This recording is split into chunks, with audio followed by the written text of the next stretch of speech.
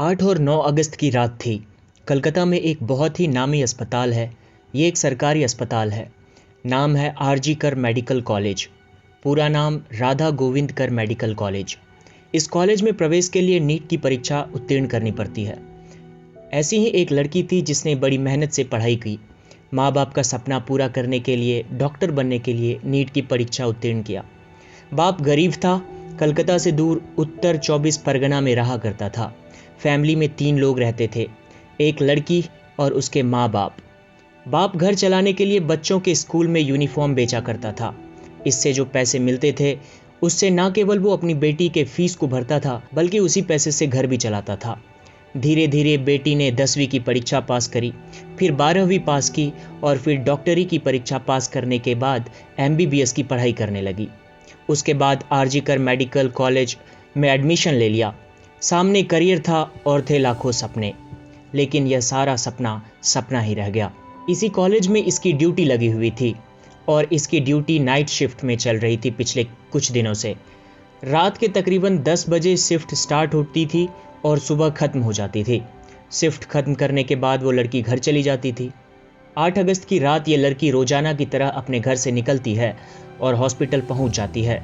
पहुंचने के बाद उसने कुछ मरीजों को देखा और तकरीबन 2 बजे लड़की फ्री हो जाती है। ज़्यादा रात होने के कारण हॉस्पिटल में सन्नाटा था और मरीज भी कम होने लगे थे।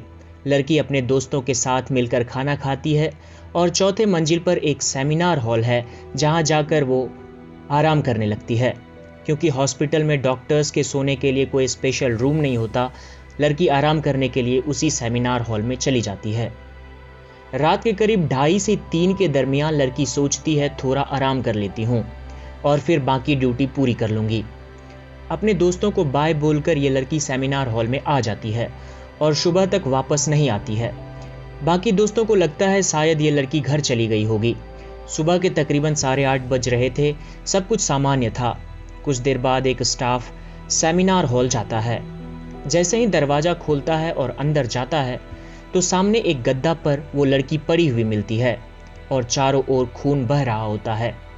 वो चिल्लाकर भागता है और नीचे आ जाता है। आवाज़ सुनकर हॉस्पिटल के बाकी स्टाफ भी आते हैं और जब वह नज़ारा सब देखते हैं, सबके होश उड़ जाते हैं। उस लड़की के शरीर पर ऊपर के तो कपड़े थे पर नीचे कुछ नहीं था और पूरे शरीर में जख्म के निशान थे। आंखों से और मुंह से खून निकल रहा था। सबको ये पता चल चुका था कि उसकी मौत हो चुकी है। बाद में पता चला कि ये PG द्वितीय वर्ष की छात्रा थी। परिवार वालों को बुलाया गया और अंदाज लगाया गया कि शायद लड़की ने सुसाइड कर लिया हो, मगर फिर लाश की स्थिति देखने के बाद सबने सोचा कि इसके साथ रेप हुआ है। लड़की का पोस्टमार्टम किया गया और रिपोर्ट में पता चला कि लड़की के आंखों से खून बह रहा था, मुंह से भी खून बह रहा था, लड़की के प्राइवेट पार्ट से भी खून बह रहा था। पेट जख्मी था, प्राइवेट पार्ट टूटा हुआ था, बायां पैर टूटा हुआ था, साथ ही दाहिना हाथ भी टूटा हुआ था। हाथों की उंगलियां टूटी थी, होंठ से खून बह रहे थे। अब पुलिस को सारी जानकारी दी जाती है। पुलिस सेमिनार हॉल के अंदर जाकर सबूत इकट्ठा करना चाहती है, लेकिन सेमिनार हॉल में एक भी CCTV कैमरा नहीं था। हॉल के बाहर कुछ कैमरे लगे थे, उनको चेक किया जाने लगा। उनके दोस्तों से पूछताछ की गई जिसके साथ उस लड़की ने खाना खाया था। जब कैमरा चेक किया गया तो 2 कैमरे ऐसे दिखे जिससे ये पता चला कि लड़की 3 बजे तक जिंदा थी और डेड बॉडी तकरीबन 8:30 बजे सुबह मिली थी। मतलब जो कुछ भी हुआ वह 3 से 8:30 के बीच हुआ। कैमरा में बहुत लोग आते जाते दिख रहे थे, जिसमें कोई नर्स थे तो कोई जूनियर डॉक्टर्स थे, मगर किस पर शक किया जा सकता था।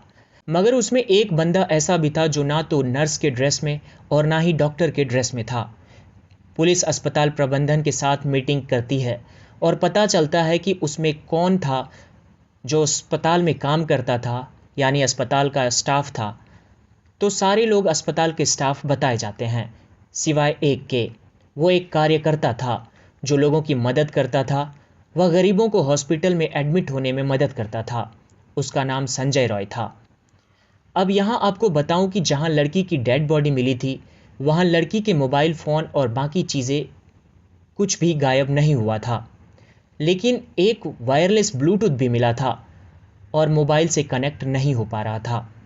सीसीटीवी में पुलिस ने देखा कि एक बंदा तकरीबन 3:20 में हॉल के अंदर जाता है और उसके चलने से ऐसा लग रहा था मानो नशे में हो। एक पुलिस ने वीडियो में नोटिस किया कि हॉल में घुसते समय उसके गले में ब्लूटूथ था, लेकिन जब वो बाहर निकला तो ब्लूटूथ उसके गले में नहीं था और एक ब्लूटूथ डेड बॉडी के पास से भी मिला था और किसी का फ़ोन उस ब्लूटूथ से कनेक्ट भी नहीं हो पा रहा था। पुलिस संजय रॉय को बुलाती है, ब्लूटूथ कनेक्ट किया जाता है और संजय रॉय के फ़ोन से वह ब्लूटूथ तुरंत ही कनेक्ट हो जाता है। पुलिस संजय रॉय से बहुत सवाल करती है और यह निष्कर्ष निकलता है कि संजय रॉय ने ही उसके साथ रेप और मर्डर किया है। जब पुलिस संजय रॉय के बारे में पता करती है तो पता चलता है कि वह शराब का आदी है, घर पर माँ और बहन के साथ रहता है मगर उनका ख्याल नहीं रखता।